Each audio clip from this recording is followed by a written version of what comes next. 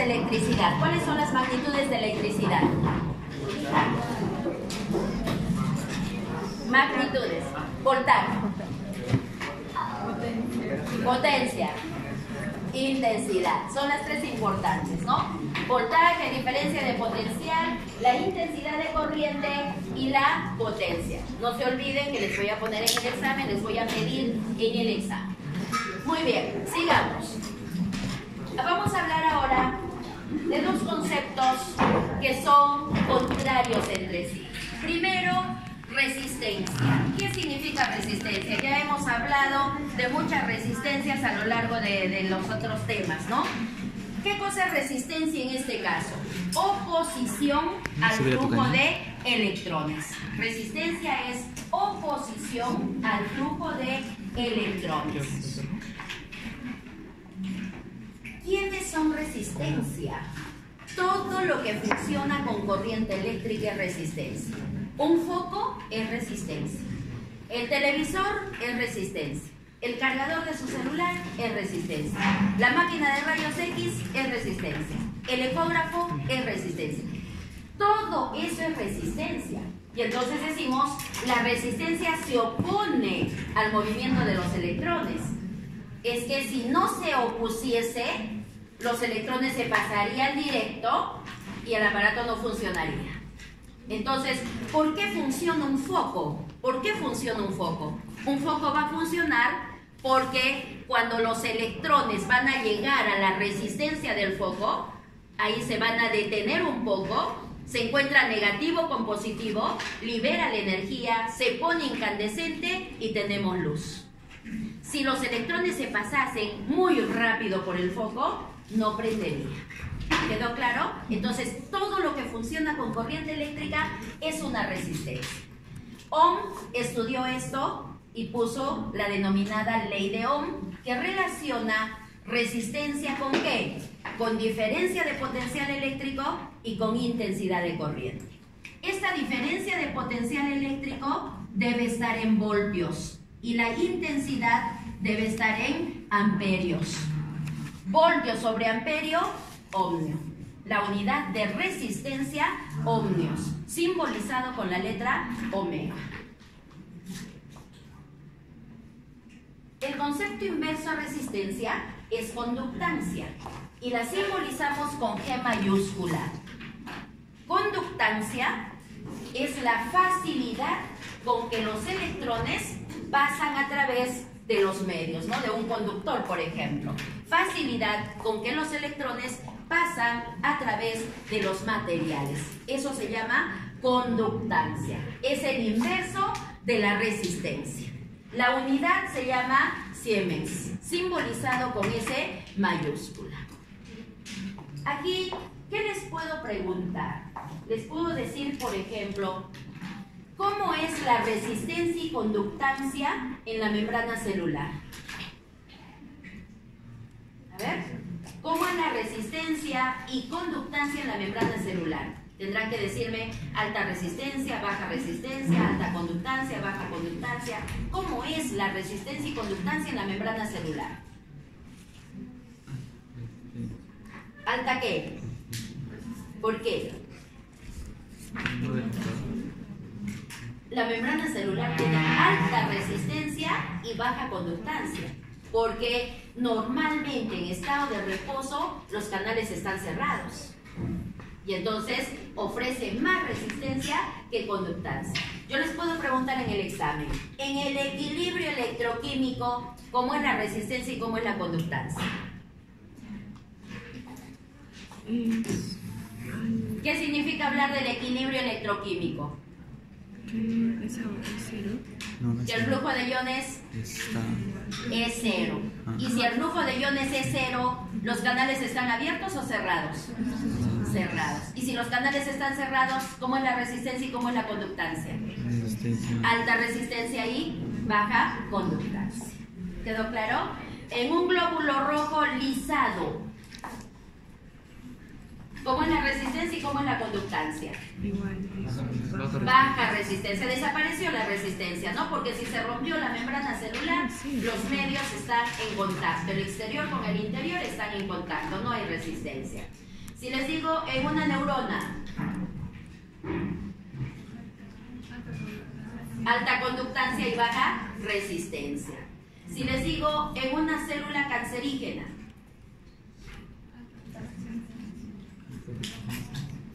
¿cuál es la característica de estas células del cáncer? No mueren. Se reproducen muy rápido. Se reproducen muy rápido. Tienen mitosis más rápidas. Y entonces, ¿cómo es la resistencia y conductancia? Menor resistencia, mayor conductancia. ¿Y por qué necesita mayor conductancia esta célula? Porque tiene que, para reproducirse, tiene que transportar más rápido las sustancias. ¿De acuerdo? Entonces, en ese enfoque es que vamos a evaluar esta parte, ¿no? Resistencia y conductancia.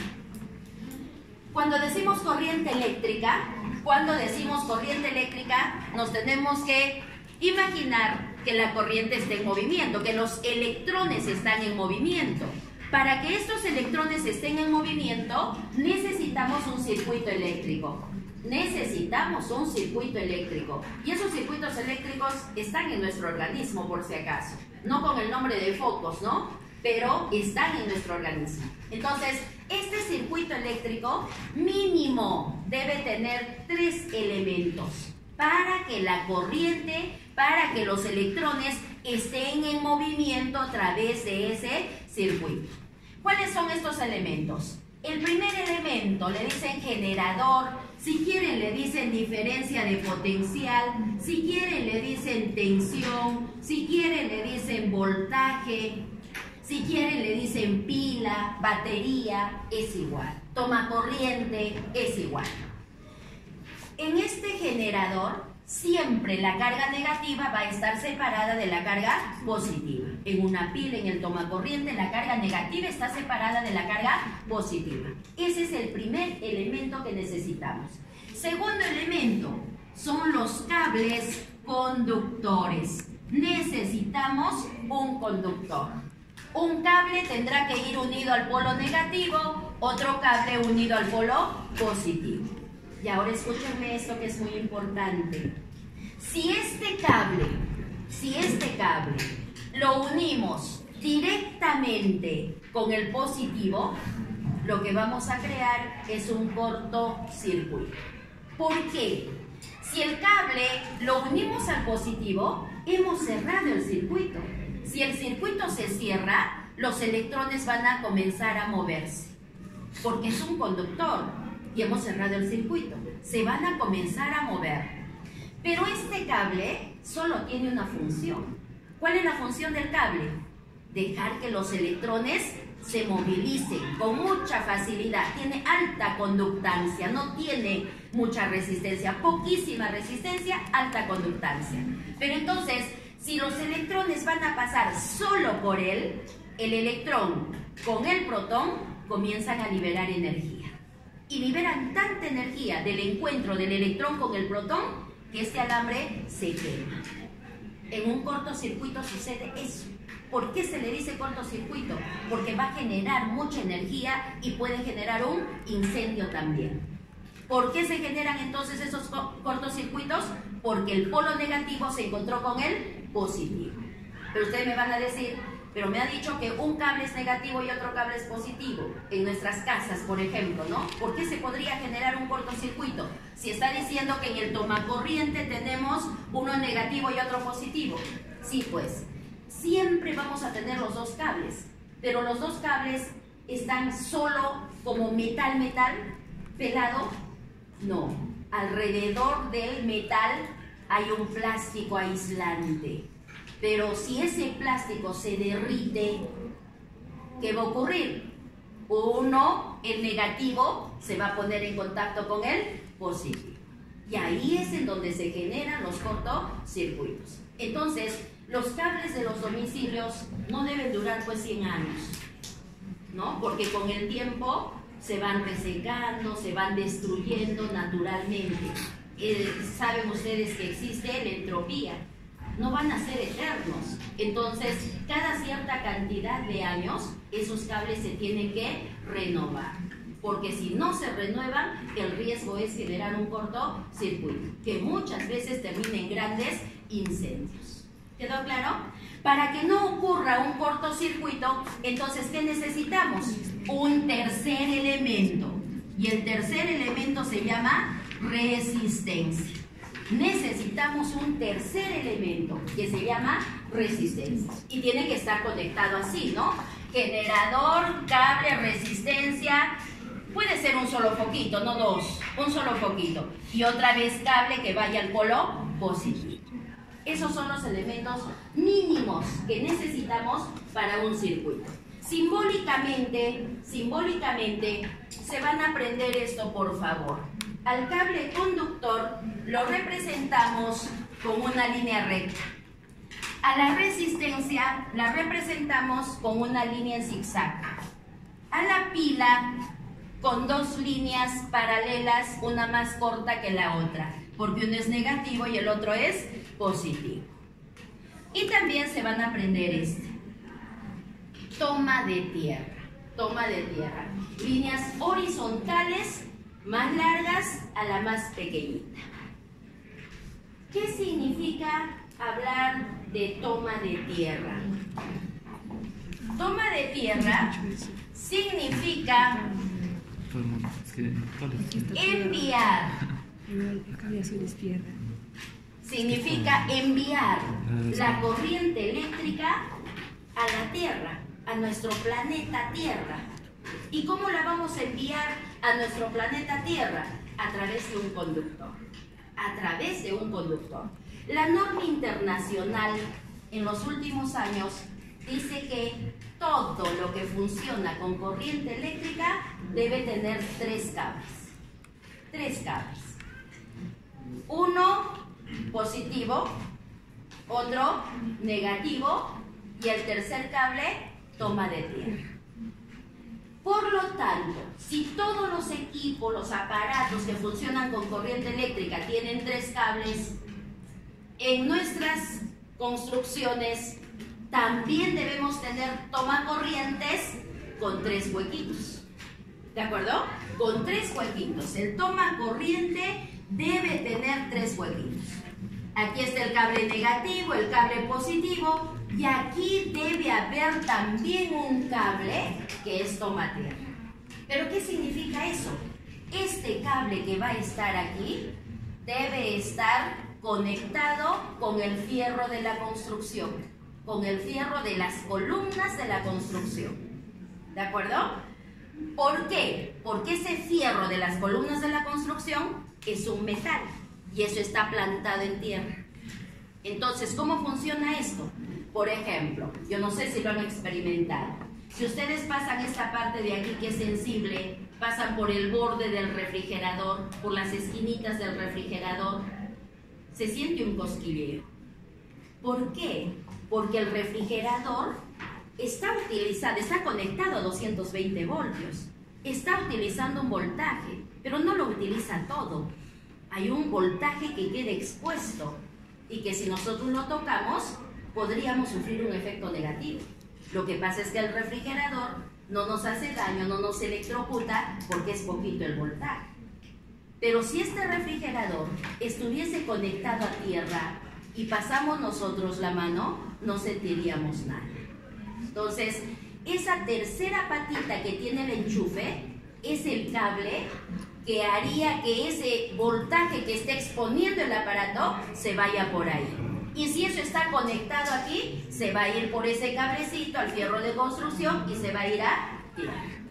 ¿Quedó claro? Entonces, con el refrigerador no hay problema. ¿Con qué podría haber problema? Con una cocina eléctrica de repente. ¿Con qué podría haber problema? Con la ducha eléctrica, por ejemplo. Y sí hemos escuchado que personas se han electrocutado en las duchas eléctricas. Las duchas eléctricas tienen ese cable. Muchos, ¿qué hacen? ¿Sí? ¿Has percibido eso? Muchos, ¿qué hacen con la ducha eléctrica? Ese tercer cable lo dejan enrolladito ahí. Y si se están bañando y la perilla es de metal, van a sentir la descarga en la perilla de metal. Ese cable debe estar conectado así a tierra. Muchos que hacen, no tienen la conexión a tierra y ese cablecito lo anudan a cualquier metal que encuentran por ahí, expuesto.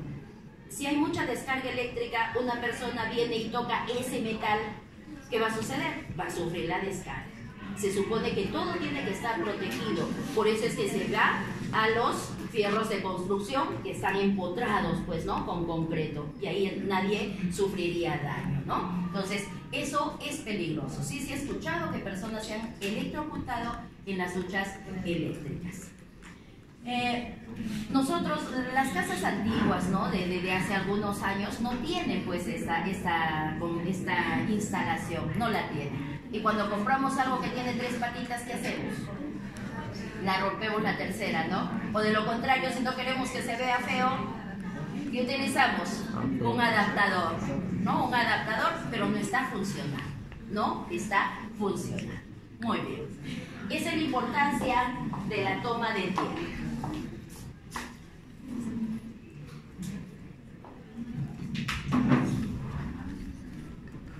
Las laptops también, ¿no? Se siente descarga en las laptops cuando pasas el bordecito y son 110 voltios. Celular de mierda, me pasa Rapidísimo esto. Rapidísimo esto. Entonces, los circuitos eléctricos pueden ser de 2 formas, ¿no? En serie o en paralelo. Solo para decirle lo siguiente. Cuando estamos en serie, hay dependencia. ¿Por qué hay dependencia? Porque un elemento está después del otro. Cuando estamos en paralelo, hay independencia. No dependen los elementos, ¿no? Cada uno es independiente del otro. ¿Qué pasa si yo retiro esta pila del centro? Nada funciona. ¿Qué pasa si yo retiro esta pila del centro? Sigue funcionando. Porque no son dependientes, ¿ya? Así son los circuitos en serie y en paralelo. Tipos de corriente. Hay 2 tipos de corriente, la corriente continua y la corriente alterna. La corriente continua va en una sola dirección. Los electrones se van a mover en una sola dirección. Si nosotros graficamos voltaje-tiempo, el voltaje se mantiene constante a través del tiempo. ¿Quién tiene corriente continua? Una pila. Yo les pregunto, ¿la pila la pueden poner en su calculadora en cualquier sentido? No, solo hay una forma de ponerla. ¿Por qué?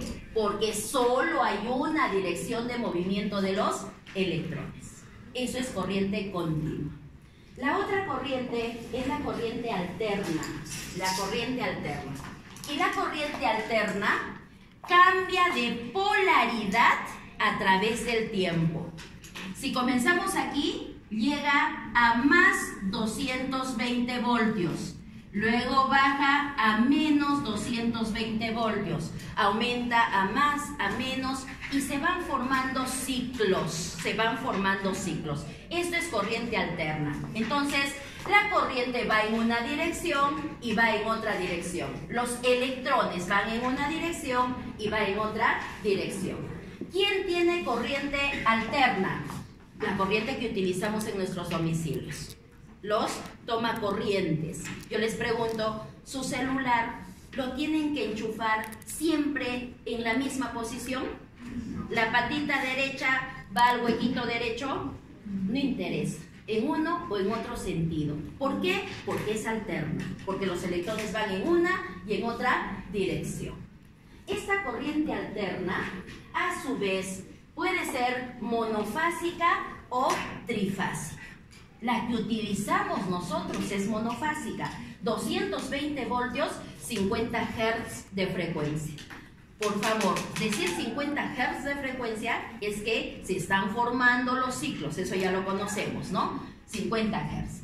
Y la trifásica es 380 voltios, con la misma frecuencia.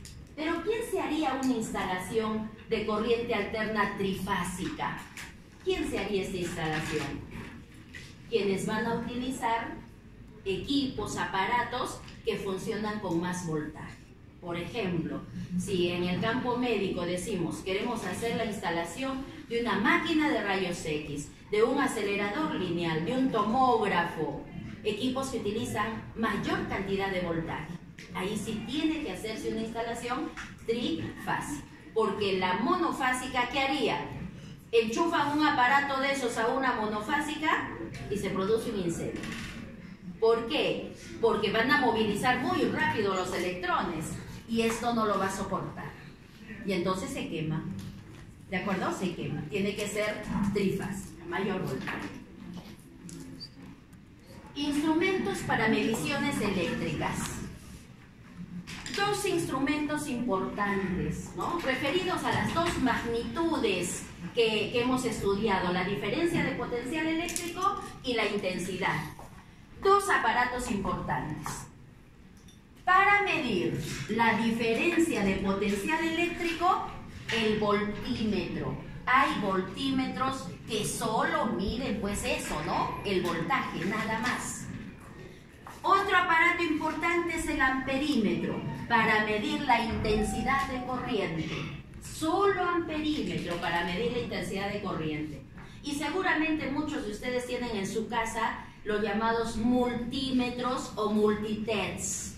¿Por qué se le dice multitets? Porque miden varias cosas, ¿no? En un mismo aparato de medida está el voltímetro, está el amperímetro, en uno mismo.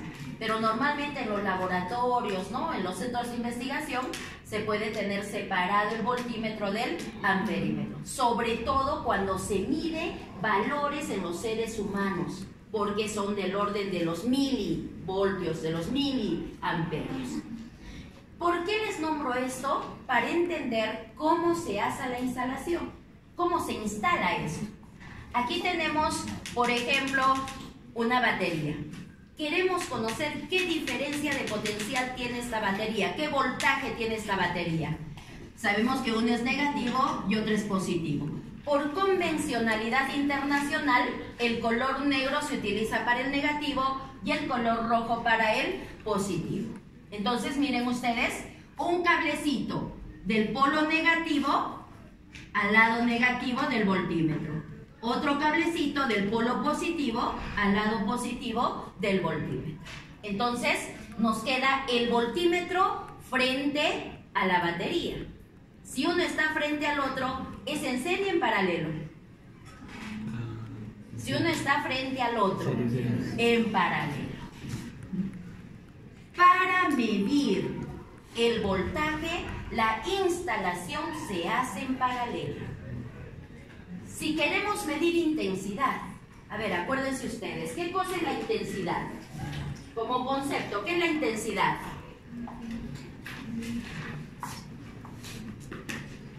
¿Qué es la intensidad? El número de cargas que pasan por un punto en un segundo.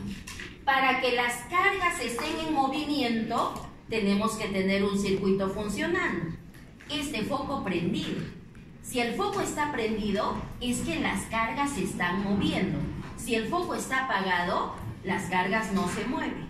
Entonces, tenemos que tener un circuito prendido para que midamos intensidad.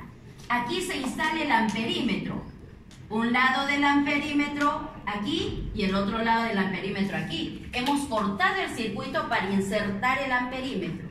Si el foco está prendido, ahora significa que la corriente, los electrones van a pasar por el amperímetro. Y cada que los electrones pasen por el amperímetro los va a contar. Y nos va a dar el valor de amperios o de miliamperios si es un miliamperímetro. ¿De acuerdo? Entonces, en serie y en paralelo, para medir intensidad de corriente, ¿cómo debemos hacer la instalación? ¿En serie y en paralelo?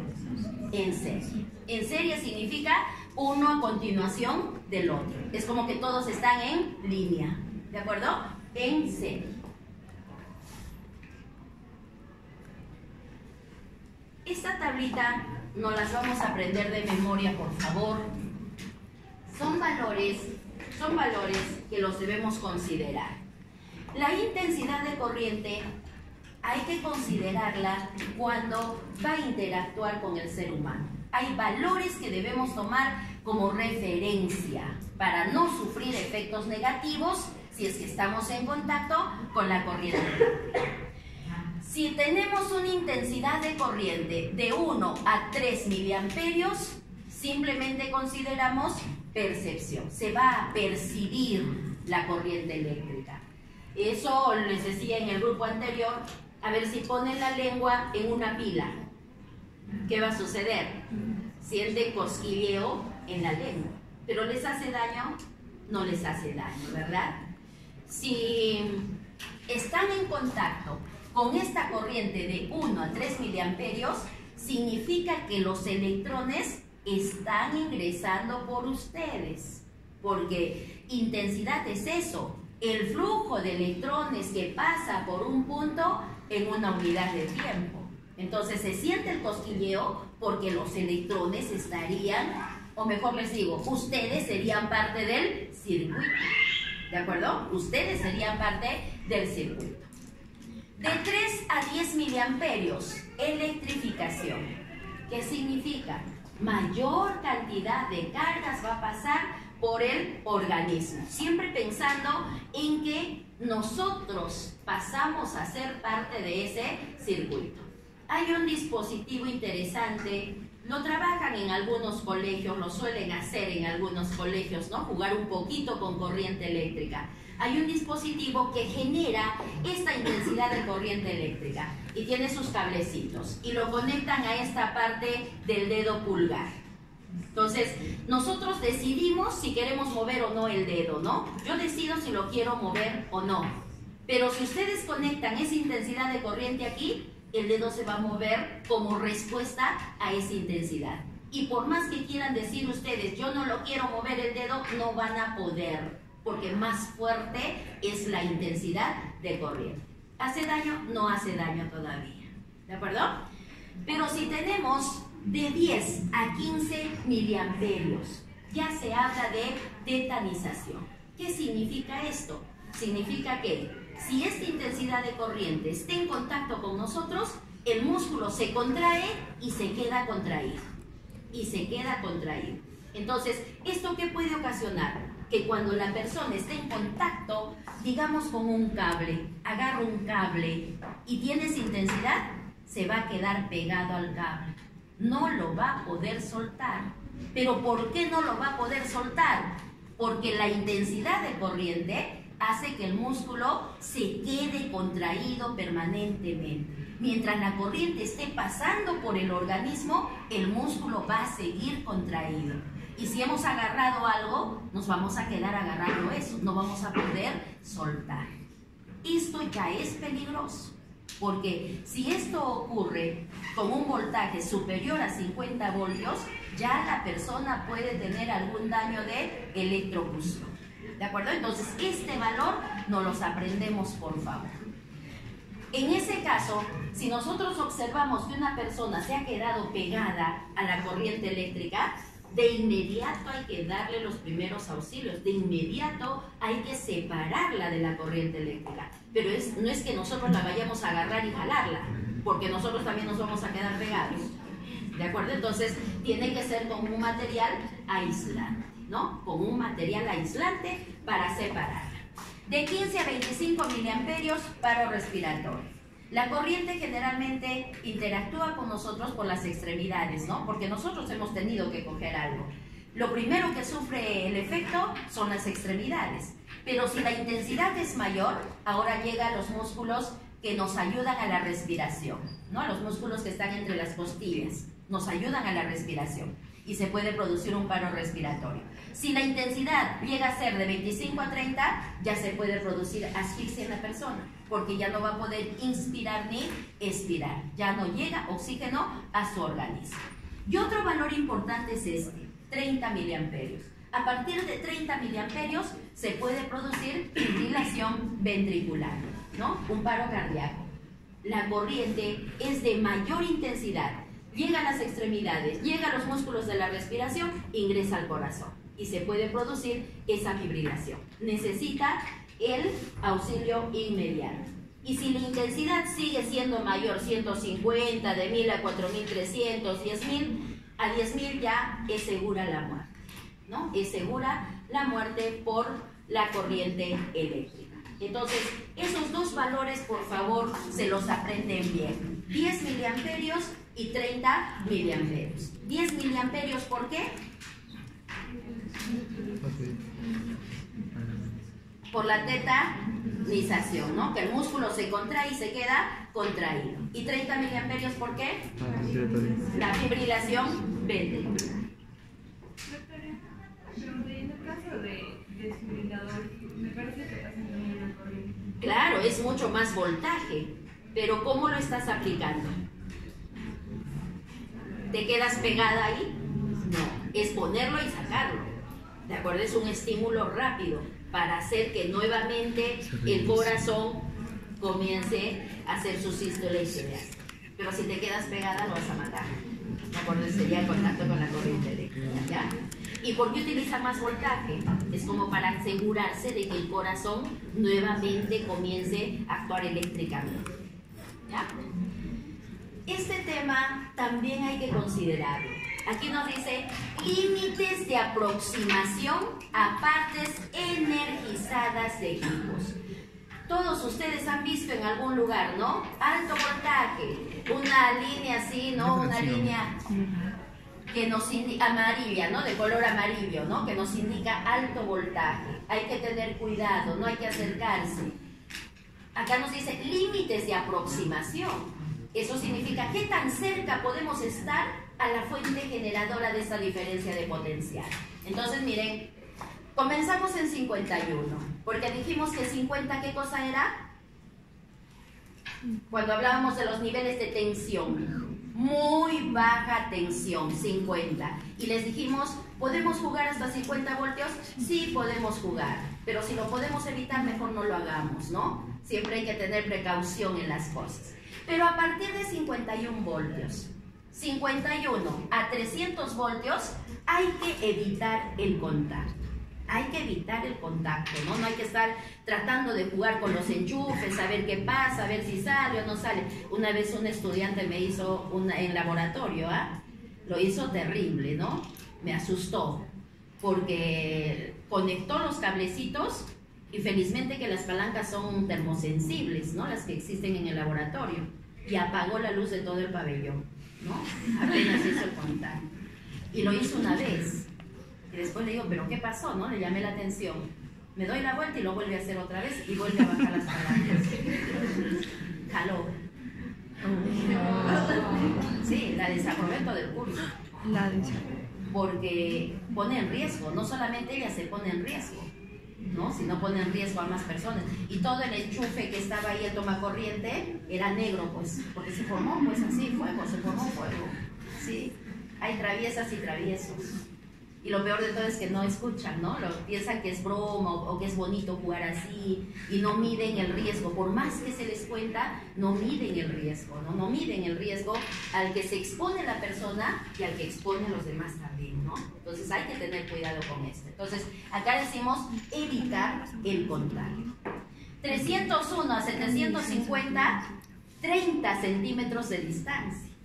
¿Por qué sucede esto?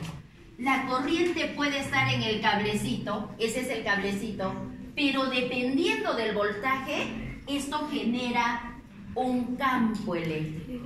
Un campo eléctrico. Entonces, estar aquí es lo mismo que como estar aquí.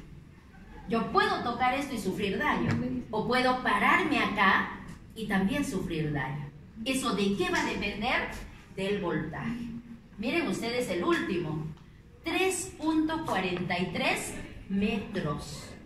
Esto está referido a las torres de alta tensión. No podemos tocar una torre de alta tensión porque los cables están pasando por esa torre. Y entonces la norma internacional que dice que si hay una torre de alta tensión, a 3,5 metros de la torre, si la torre está aquí, aquí debe haber 3,5 metros de distancia. Y la orden es que a 3,5 metros debe haber un muro de concreto para que ninguna persona, ningún animalito llegue hasta la torre y se mantenga separado. Creo que ya no está. Por aquí había una torre de alta tensión de la cervecería. Para el lado izquierdo de la cervecería había una torre de alta tensión. Y esa torre de alta tensión cumplía los 3,5 metros. ¿Pero qué tenía alrededor? Una malla metálica. Una malla metálica. Y la malla metálica no es, pues, porque igual conduce la corriente. Pero bueno, encima de la malla había una calavera con los huesitos. Por lo menos entendemos que eso mata. Entonces, si mata, mejor no nos acercamos, ¿no es cierto? Ya está. Entonces, hay que considerar eso también.